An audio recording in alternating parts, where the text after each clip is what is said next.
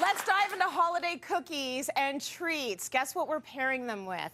Yeah, wine. It's none other than Renee Sferrazza.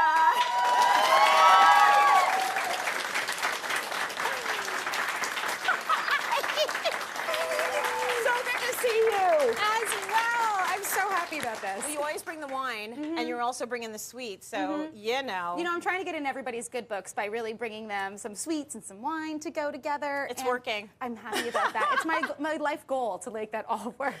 You're our favorite girl around here when you come in with the wine. So what do we need to know about the sweets and the sips? Okay, so when it comes to kind of like having a holiday sweet and sip pairing, you know, there's lots of sweets that are out there, but it's not just about kind of having a universal note. There are some pairing rules that are involved, and you really want to put some thought into it. So with that, we have like things that are like bright with bright, lemon cookies with a bright wine. I know they look great. And we're also doing spice with gingerbread. Everyone would associate that with spice, but we're also doing like creamy with sweetness with this sipping tequila and like a lot of other things in between. Nice. Okay, so things you wouldn't necessarily think of pairing with wine. Exactly. Let's start down here on the table, with the bright. It makes me all happy. I know. So this is happy. the Baronia Rueda Verdejo from the Dio of Rueda in Spain. Oof, I just like how you say it. I know, right? It rolls off the tongue. So good. This is a really fun wine. It's made from a 1,000-year-old grape variety from the region, and it's known for being very bright and gastronomic. When you see and taste it, it really does give you that brightness. Ooh, yeah. FYI, it's fresh. It is fun. And fun fact, if you see this Rueda label on the back of a bottle, it's actually coming from that region. Because Verdejo from here tastes like this. Beautiful. And then I want to pair it with something that is actually part of my own home traditions. I got my dad, who's here today, to make some really nice lemon cookies with a limoncello glaze. So we're doing bright with bright together. That's the plan. Dad, you did really good. Charlie.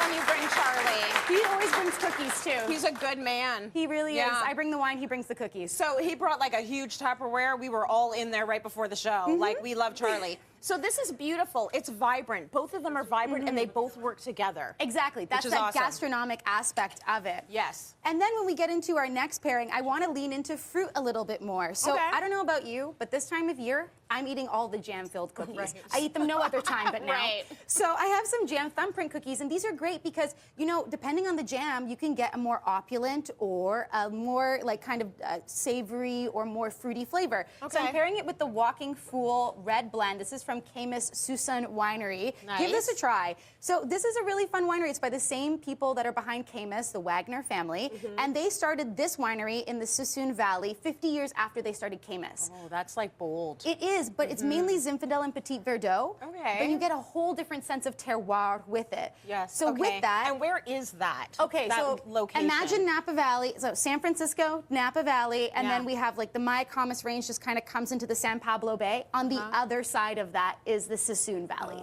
Okay. Hopefully everybody gets my hand movements. Yes, there you're we a go. good little map there. My the map geography.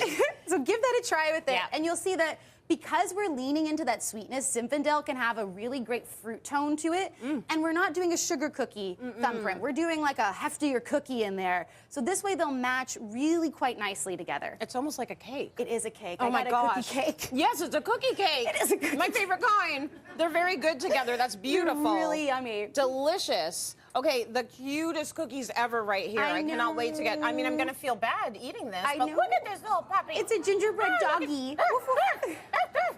So cute. So I think you'd agree with me that gingerbread is more of like a spice-leaning cookie. You wouldn't necessarily think about it as like the world's sweetest cookie out there, right? So with that, I want to lean into spice. Like with like usually goes together.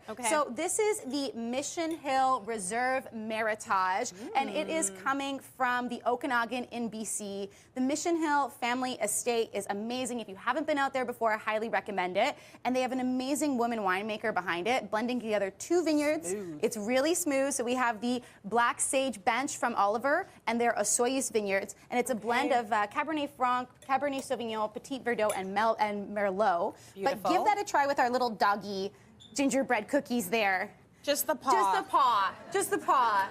And you'll see, like, we want that spice to go together with that spice. Cabernet Franc, Cabernet Sauvignon, Petit Verdot, very spice leaning. Delicious. Not too sweet. Actually, this might be my favorite pairing. Isn't it fun? Yes, I love this. I thought this would be me, but I'm kind of leaning towards this. See, this is what wine makes you question everything in your life, right? Everything. You're like, I should drink more. Existential existential crisis. I know, right? Amazing.